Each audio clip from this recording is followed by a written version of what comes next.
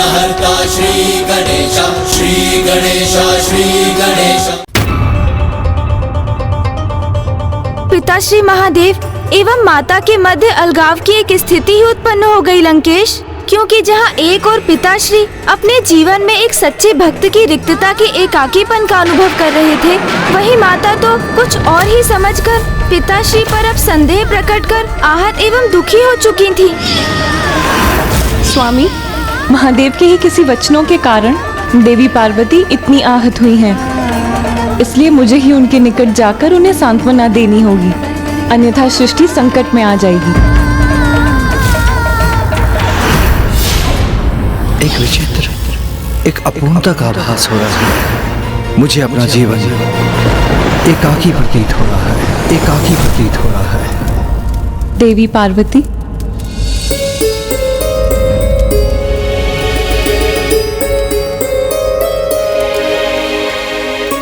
अपने हृदय में इतना दुख धारण किए, अपने नेत्रों में अश्रु लिए, आप ये जो खीर बना रही है महादेव के लिए, क्या इसकी मिठास के साथ महादेव को छिपे इसमें आपके दुख का आभास नहीं होगा?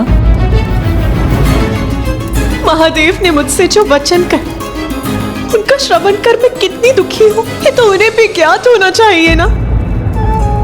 महादेव ने मुझसे कहा कि मेरा सानिध्य प्राप्त करके भी उन्हें एकाकीपन का आभास है, उन्हें मेरे अतिरिक्त किसी अन्य की आवश्यकता है। ये क्या कह रही हैं आप देवी पार्वती? कहीं आपसे उन्हें समझने में कोई भूल तो नहीं हुई?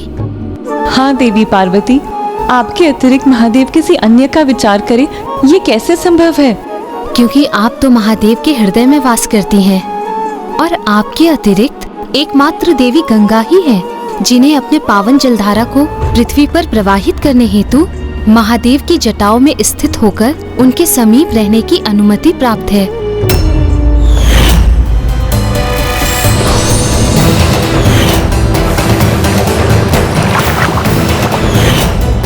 हाँ, और उनके मस्तक पर तो चंद्रमा विराजमान है और उनकी तो अनेकों सहभागिनियां हैं। कहीं वो उन्हीं से तो प्रेरणा प्राप्त नहीं कर रहे?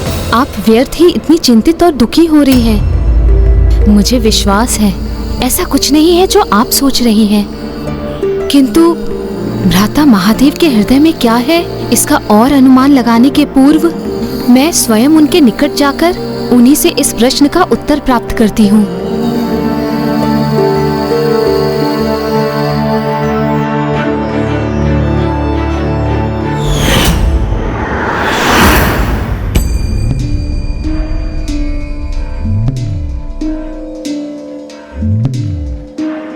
प्रणाम महादेव। भ्राता, क्या किसी बात को लेकर आपका हृदय द्रवित है? देवी पार्वती, मुझे एकाकीपन का आभास सता रहा है। ऐसा प्रतीत होता है कि मुझे अपने जीवन में किसी अन्य की आवश्यकता है। बस यही मेरे व्यथा का कारण है।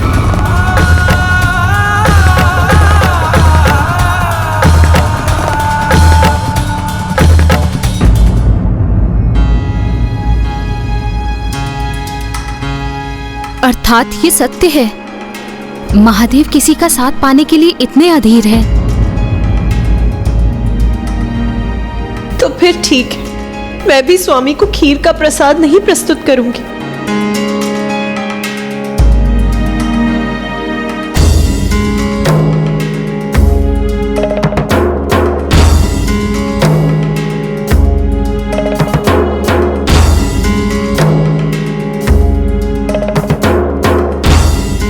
देवी पार्वती का कोप भी अद्भुत ही है, जो बार बार महादेव के प्रति उनके प्रेम का रूप धारण कर प्रकट हो रहा है।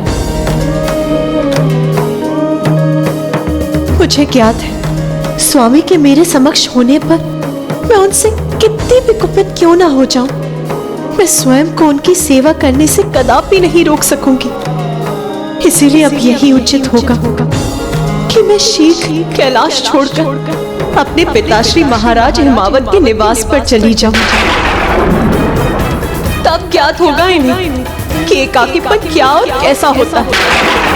नहीं, यदि भ्राता महादेव और देवी पार्वती विलग हो गए तब तो घोर अनर्थ हो जाएगा, और ये अनर्थ न केवल उनके जीवन में ही होगा अपितु सृष्टि को भी इसका परिणाम भोगना होगा। मुझे किसी भी मूल्य से इस अनर्थ को रोकना ही होगा।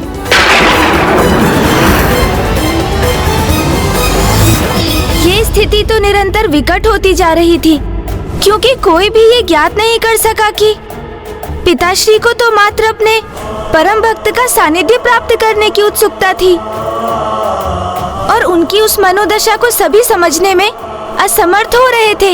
हाँ गौरी पुत्र, वो एक ऐसी स्थिति थी जब नारायण और ब्रह्मदेव भी प्रभु की इच्छा को समझ नहीं पा रहे थे। प्रणाम नारायण, प्रणाम ब्रह्मदेव।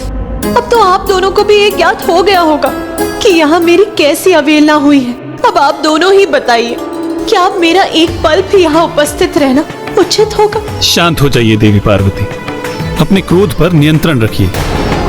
कभी कभी हमारे नेत्र जो देखते हैं वो सत्य नहीं होता, और ये भी तो हो सकता है कि महादेव द्वारा बोले गए शब्दों को समझने में आपसे कोई भूल हुई हो। आपने मात्र कुछ शब्द सुनकर इतनी तीव्र प्रतिक्रिया व्यक्त कर दी। मैं नारायण से सहमत हूँ। मुझे भी ऐसा प्रतीत होता है कि महादेव के शब्दों का अर्थ वो नहीं था जो आप समझ रहे हैं। अच्छा, तो अब आप ही स्पष्ट कर दीजिए उनके शब्दों का तात्पर्य।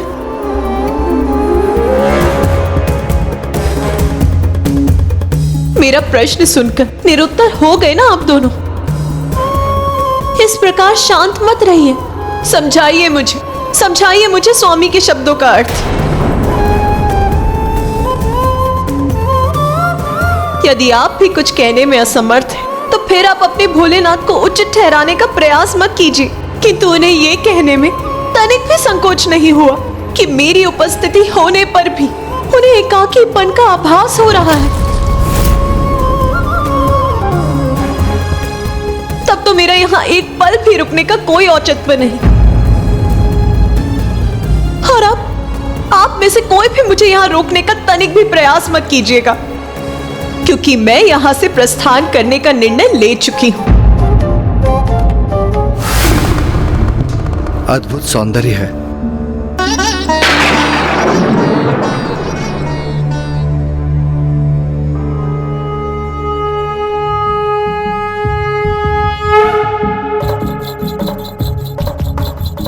अद्भुत। दक्ष, तेजस्वी, एकाग्रचित्त एवं क्रियाशील, इनमें तो वो सभी गुण हैं जो एक परम रक्षक में होने चाहिए। इसलिए परम रक्षक श्री प्रभु हरि नारायण आपको अपने परम भक्त के रूप में गरुड़ का साथ प्राप्त है।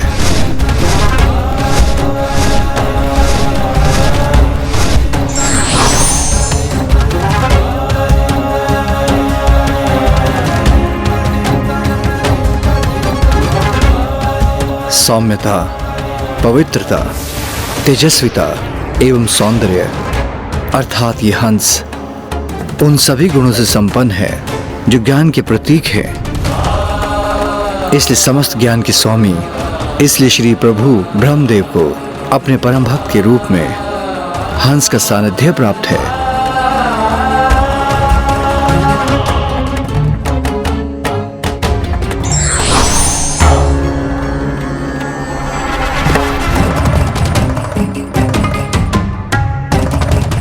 मुझे भी अपने जीवन में एक भक्त, एक सखा प्राप्त करने की इच्छा है जो साधारण, शांत एवं श्रद्धालु होने के साथ अनुपम हो, अनूठा हो और अन्य सभी से भिन्न हो।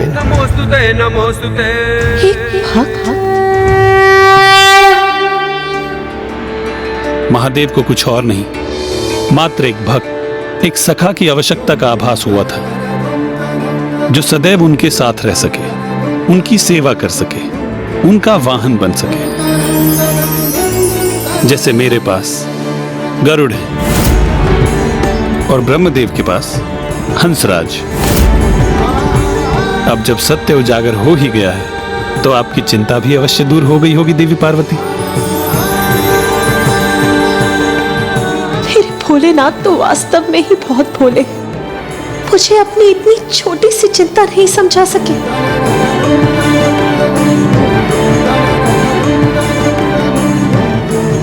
और मैंने भी तो उनके शब्दों के अर्थ का अनर्थ ही कर दिया। फिर क्या हुआ लंकेश?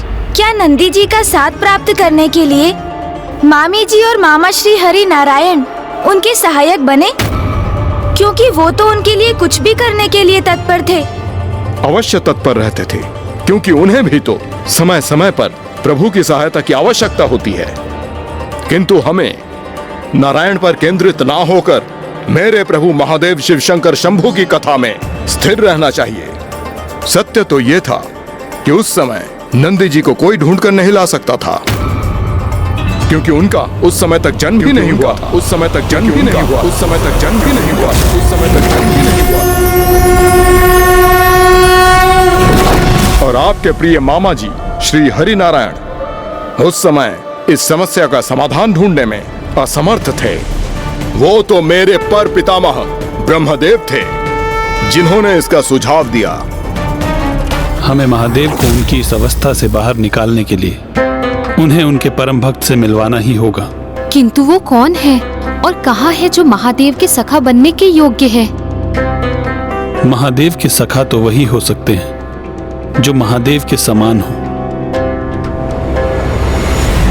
किंतु शिव के अतिरिक्त इस समूचे संसार में ऐसा कोई नहीं जो संसार का भार संभाल सके।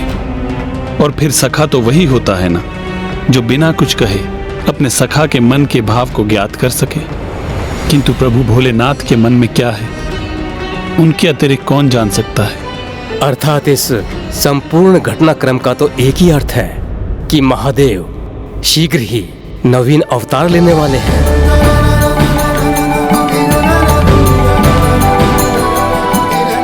किंतु प्रभु तो तभी अवतार ले सकते हैं ना, जब संसार में कोई इतना धर्मनिष्ठ और पवित्र हो जो महादेव के पिता बनने के योग्य हो।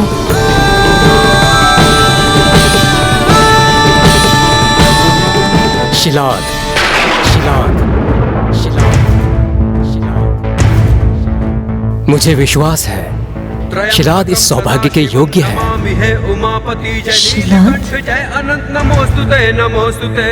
इस सृष्टि में वही एक श्रेष्ठतम शिव भक्त है और एक महान धर्मात्मा है। तो क्या ब्रह्मदेव का ये विश्वास उचित था?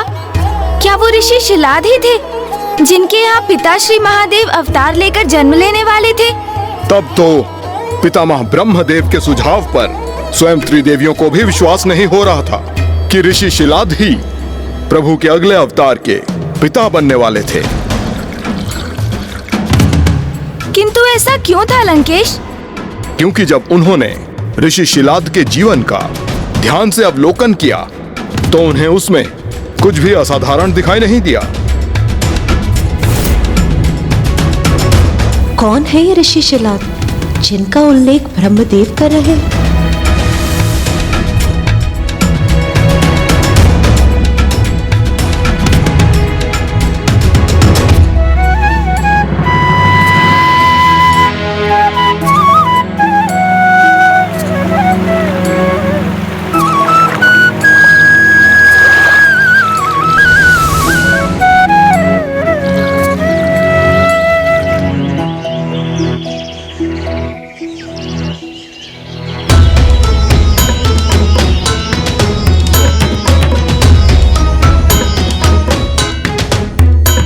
ब्रह्मदेव, ऋषि शिलाद में तो मुझे कुछ भी असाधारण नहीं प्रतीत हो रहा। फिर आप इन्हें धन कर्म में सर्वोच्च कैसे मान रहे हैं? इतने साधारण ऋषि प्रभु को अपने पुत्र रूप में प्राप्त करने के योग्य कैसे हो सकते हैं? उनका साधारण प्रतीत होना ही तो उनकी असाधारणता है।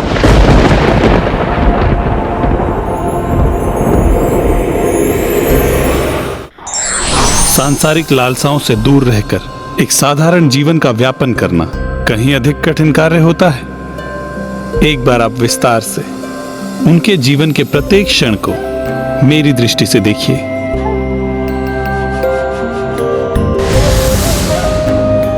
जब अन्य सभी निद्रा में डूबे रहते हैं, तब अति निद्रा एवं आलस्य के विकार को त्याग कर ऋषि शिलाद ब्रह्म मुहूर्त में ही अपनी सैया को त्याग देते हैं। दिवस के आरंभ में अपने इस भक्त का प्रणाम स्वीकार करें प्रभु।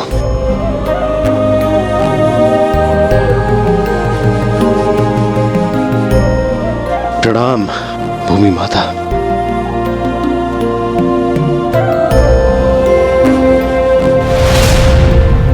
उनके समकक्ष के ऋषिगण जब अवकाश की बेला में सुख एवं आनंद में लीन रहते हैं, तब भी ऋषि शिलाद अपनी पूजा आराधना में ही लगे रहते हैं।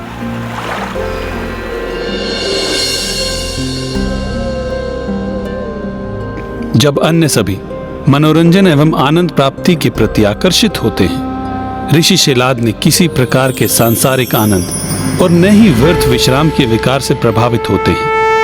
उन्हें तो महादेव की पूजा में ही पूर्ण आनंद प्राप्त होता है।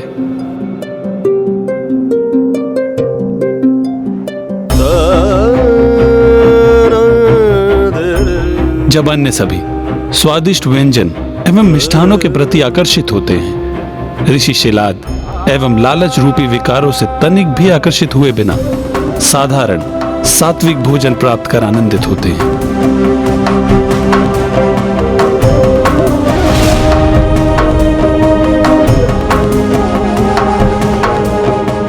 ऋषिवर, कर्म धर्म ज्ञान सब व्यर्थ हैं।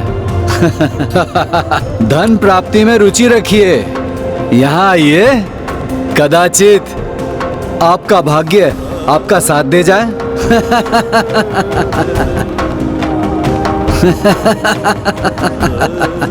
जब अन्य सभी धन एवं द्वैत क्रीड़ा के प्रति आकर्षित होते हैं, वहीं ऋषि शिलाद मोह माया के विकारों से स्वयं को सर्वथा मुक्त रखकर ज्ञान बांटने और उसका विस्तार करने के लिए तत्पर रहते हैं।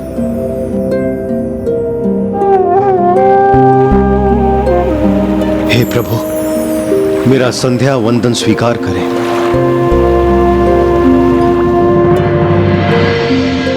जो जीवन में भूल कर भी किसी विकार से ग्रस्त नहीं हुए और ना ही किसी दोषपूर्ण व्यवहार से आकर्षित हुए, जो सदैव धर्म पथ पर पूर्ण एकाग्रता से अग्रसर रहे। संसार के अनेकों सात्विक एवं धार्मिक ऋषियों में एकमात्र ऋषि शिलाद है जो सबसे अनूठे हैं, क्योंकि विचार एवं आचरण में एकमात्र वो ही हैं जो संसार के सभी विकारों से परे हैं। क्योंकि ऋषि शिलाद संसार में अनेकों विकारों के मध्य अपना जीवन व्यतीत करते हुए भी, जैसे आलस्य, अति निद्रा, मोह, लोभ, धन लोलुपता, इनसे कभी आकर्षित नहीं हुए। उनका आत्मनियंत्रण, उनकी धर्मनिष्ठा तो अतुल्य है और सभी विकारों से परे रहने का ये श्रेष्ठतम गुण एकमात्र ऋषि शिलाद में ही है। इसलिए वो साधारण होते हुए भी असाधारण है। ये तो सर्वथा सत्य है। भावी युगों में भौतिक आकर्षण के मायाजाल में उलझकर किसी भी मनुष्य के लिए एक साधारण जीवन व्यतीत करना अत्यंत कठिन होगा। अनेकों प्रलोभन मनुष्य को भ्रमित कर उन्हें ईश्वर से दूर ले जाएंगे। इसलिए जो मनुष्य स्वयं को इन प्रलोभन से मुक्त रख समस्त विकारों से दूर रहेंगे, वही असाधारण कहलाएंगे और प्रभु कृपा के पात्र भी बनेंगे। जैसे कि अभी ऋषि शिलाद, जिन पर प्रभु की कृपा होने वाली थी। मैंने सत्य कहा ना लंकेश? आप उचित कहते हैं गौरी पुत्र। ऋषि शिलाद में कोई भी विकार नहीं था, इसलिए उस समय उनके समान इस पृथ्वी पर कोई नहीं था और वो प्रभु की कृपा के योग्य भी थे। किंतु इसमें अभी भी बहुत बड़ी बाधा शेष थी। ऋषि शिलाद एक सन्यासी हैं, इसलिए उनका विवाह असंभव है।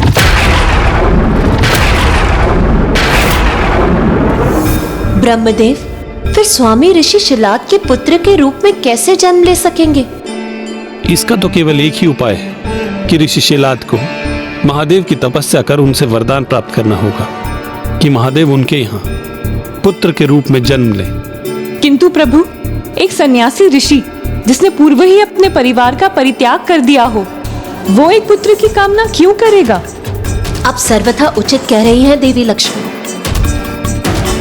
किंतु हमें फिर भी कोई उपाय तो अवश्य करना होगा जिससे स्वामी अवतार ले सके, क्योंकि स्वामी को इस अपूर्णता के भाव के साथ देखना मुझे कदापि स्वीकार नहीं है। तब तो हमें ऋषि शिलाद को संतान का महत्व समझाकर संतान प्राप्ति के लिए प्रेरित करना होगा।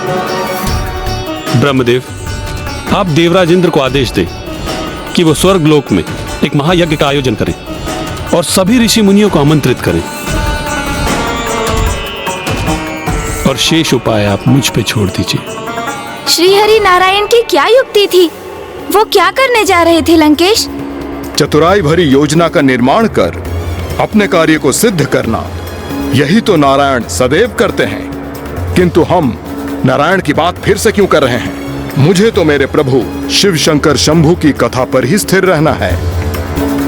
उनकी पूर्ण योजना तो केवल नारायण को ही ज्ञात थी, किंतु उनके सुझाव पर ब्रह्मदेव ने इंद्रदेव को स्वर्ग में महायज्ञ आयोजन करने को कहा और सभी महान ऋषियों को उसमें भाग लेने के लिए आमंत्रित किया, और ऋषि शिलाद को निमंत्रण देने स्वयं नारायण ही उनके समीप चले गए।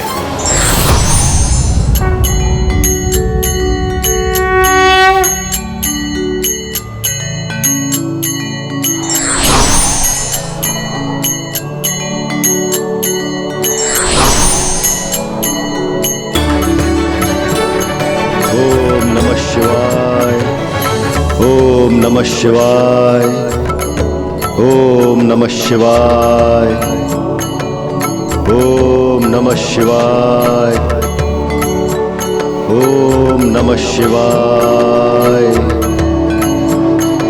ओम नमः शिवाय, ओम जय भोलेनाथ। ओम नमः शिवाय। कदाचित आप भी वहीं जा रहे हैं ना? कहाँ? मैं कहाँ जा रहा हूँ ऋषिवर? वहीं जहां सभी जा रहे हैं। किंतु ऋषिवर जहां सभी जा रहे हैं, मैं भला वहां क्यों जाऊंगा? और वैसे भी मेरे प्रभु ने मेरा पथ निश्चित किया है, मैं तो उसी दिशा में जाऊंगा। उचित है। फिर तो मैं कहूंगा कि स्वयं भोलेनाथ ने आपको आमंत्रित किया है। जी हां, आपको ज्ञात है आज स्वर्ग लोक में एक महायज्ञ होने जा रहा है, जहां सभी ऋषि मुनि आमंत्रित हैं, जहां सभी पुण्य आत्माएं प्रस्तुत होंगी। वैसे आप भी पुण्य आत्मा प्रतीत होते हैं। आपके जैसे धर्मात्मा का मिलना तो अत्यधिक कठिन कार्य है, इसलिए मैं कहूंगा कि आपको भी वहां जाना चाहिए, जहां सभी ऋषि मुनि एवं देवता एकत्रित हों। ऐसे स्थान पर जाना बड़े सौभाग्य से प्राप्त होता है। किंतु ऋषिवर, मुझे मेरे प्रभु से यही भेंट हो जाती है, उसके लिए मुझे कहीं जाने की आवश्यकता नहीं। आवश्यकता है ऋषिवर, क्योंकि कभी कभी हमारी नियति हमें ऐसे स्थान पर ले जाती है जहां हमारे धर्म के ज्ञान में वृद्धि होती है। और वैसे भी ज्ञानियों के मध्य तो महाज्ञान ही उजागर होता है ना।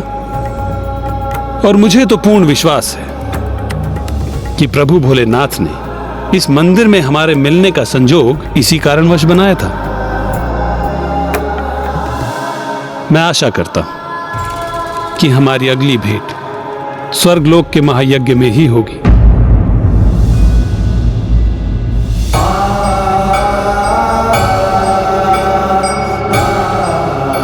और मुझे तो पूर्ण विश्वास है कि प्रभु भोलेनाथ ने इस मंदिर में हमारे मिलने का संजोग इसी कारणवश बनाया था। फिर क्या हुआ लंकेश? मामा जी की योजना सफल हुई? क्या ऋषि शिलाद ने उस महायज्ञ में वो भाग लेने के लिए गए? हाँ, वो गए तो अवश्य थे गौरी पुत्र, किंतु उन्हें स्वर्ग के प्रवेश द्वार पर ही रोक लिया गया। ऋषिवर, आपको यहीं रुकना होगा। भला क्यों? मैं भी देवराज इंद्र के महायज्ञ में सम्मिलित होने के लिए इच्छुक हूँ। आप स्वर्ग में प्रवेश करने के योग्य नहीं हैं, इसीलिए आप भीतर नहीं जा सकते। आप स्वर्ग में प्रवेश करने के योग्य नहीं हैं, इसीलिए आप भीतर नहीं जा सकते। प्रवेश करने के योग्य नहीं हैं, इसीलिए आप भीतर नहीं जा सकते। एक धर्मपरायण ऋषि का ऐसा अपमान क्यों हो रहा है यहाँ पर? ऐसा अपमान क्यों हो रहा है यहाँ पर? अपमान क्यों हो रहा है यहाँ पर? नाथ, ये क्या किया आपने? ऋषि शिलाद का अपमान करवाकर उनके क्रोध को जागरूक करवा दिया। नहीं देवी, ये तो मेरी ही योजना का भाग था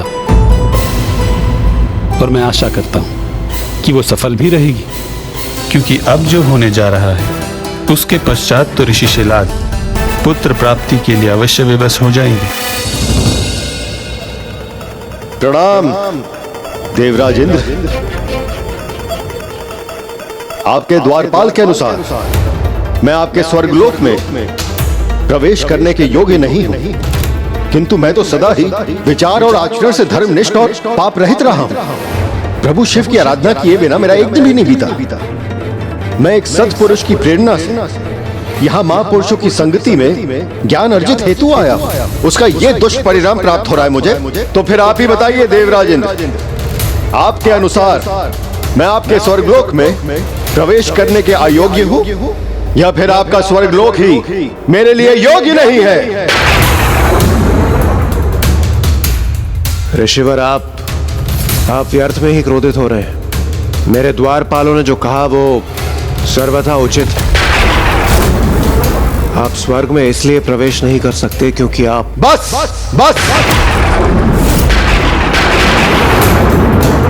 मुझे तो विश्वास नहीं हो रहा कि आप भी अपने द्वारपाल के कथन का समर्थन कर रहे हैं। ऋषिवर, दुर्भाग्यवश यही सत्य है।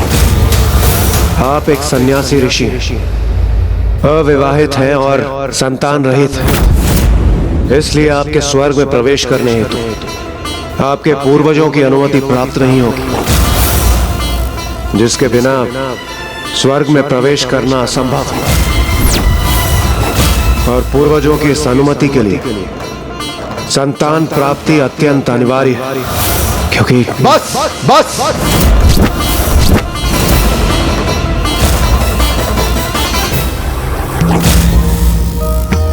तो ये है आपकी योजना भ्राता नारायण। इस प्रकार आप ऋषि शिलाद को संतान का महत्व समझाकर उन्हें संतान प्राप्ति हेतु महादेव के तप के लिए प्रेरित करना चाहते हैं। प्रतीत होता है नाथ कि आपकी ये योजना शीघ्र ही सफल होने जा रही है। अर्थात सदैव सत्य कर्म करने के बाद भी निसंतान होने के कारण मुझे स्वर्गलोक में प्रवेश प्राप्त नहीं होगा। हाँ ऋषिवर, मैं विवश संतान प्राप्ति के पूर्व स्वर्ग में आपका प्रवेश निषेध है। यदि यही स्थिर है देवराज इंद्र, तो मैं भी घोषणा करता हूँ कि मैं घोर तपस्या करूंगा।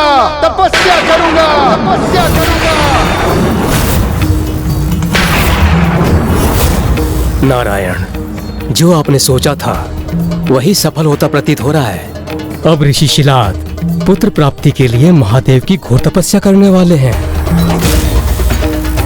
और अपनी तपस्या के परिणाम स्वरूप अर्जित अपनी तपोशक्ति से मैं एक अन्य स्वर्गलोक उत्पन्न कर लूंगा।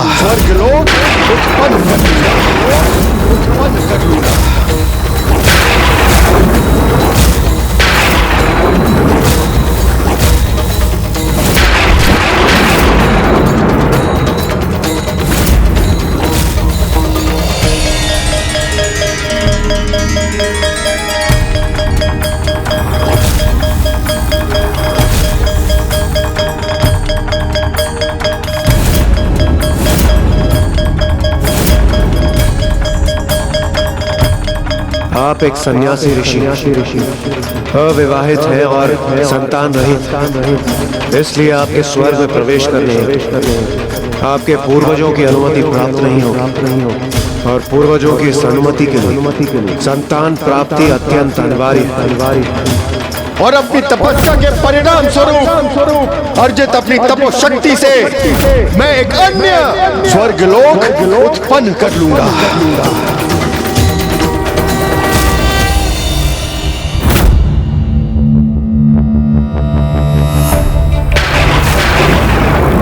ओम नमः शिवाय, ओम नमः शिवाय, ओम नमः शिवाय, ओम नमः शिवाय, ओम नमः शिवाय,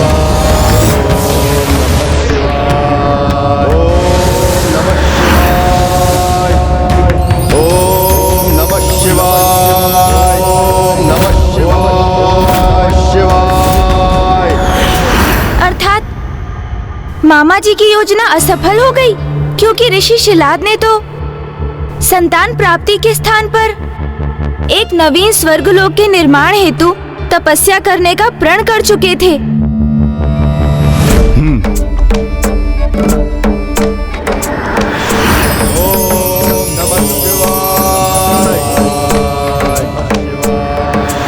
सदा शांत और सौम्य प्रतीत होने वाले धर्मनिष्ठ ऋषि शिलाद, जिनके मन में देवराज के उन वचनों ने वज्रपात का कार्य तो अवश्य किया, किंतु उन वचन रूपी वज्रपात की अग्नि अब ऋषि शिलाद के व्रण के रूप में प्रस्फुटित होने जा रही थी, क्योंकि देवताओं ने यह सोचा भी नहीं था कि ऋषि शिलाद के साथ जो वो करने जा रहे थे उसका परिणाम उन्हीं पर भारी पड़कर वो समस्त सृष्टि के लिए संकट का एक कारण बन जाएगा। कुछ कार्य के परिणाम भले ही विपरीत निकल जाएं, किंतु यदि उसका उद्देश्य परहित एवं जन कल्याण है तो वो भविष्य में अवश्य ही लाभकारी होगा। For more updates, subscribe to our channel, click the show links and enjoy watching the videos.